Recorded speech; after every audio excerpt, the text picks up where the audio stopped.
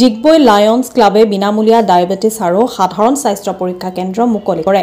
ডিগবৈত Lions ক্লাবৰ বিনামূলীয়া diabetes আৰু সাধাৰণ স্বাস্থ্য পৰীক্ষা কেন্দ্ৰ মুকলি কৰা হয়। প্ৰতি মাহৰ দ্বিতীয় আৰু চতুৰ্থ শনিবাৰে ডিগবৈ লায়ন্স ক্লাবত পুৱা 10 বজাৰ পৰা 12 বজালৈ এই পৰীক্ষা কেন্দ্ৰটি মুকলি থাকিব।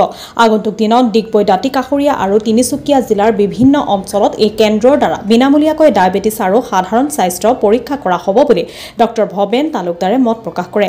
ডায়েবেটিছ আৰু ৰক্তচাপ ৰোগীয়ে দৰৱ খোৱাৰ উপৰিও দৈনিক জীৱনত কি নিয়ম অৱলম্বন কৰিব পাৰে তাৰ ওপৰতো ডক্টৰ ভৱেন তালুকদাৰে মত প্ৰকাশ কৰে। পৰীক্ষা কেন্দ্ৰটো উদ্বোধন কৰে ডক্টৰ প্ৰভাত শৰ্মাই। ডিগবৈৰ পৰা নিতুমণি শইকীয়াৰ ৰিপৰ্ট, নিভাজ অসম লাইভ।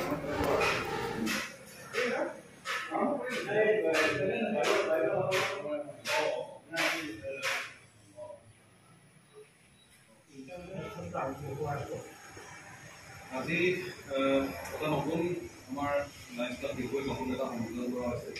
আমাৰ ডায়েবেটিছ আৰু প্ৰেছাৰৰ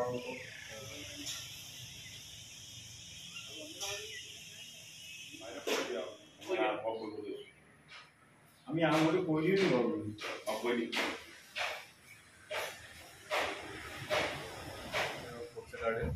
প্ৰত্যেক ছেকেণ্ড ষ্টেপ প্ৰত্যেক আমাৰ আৰম্ভ কৰা হৈছে আজিৰ পৰা।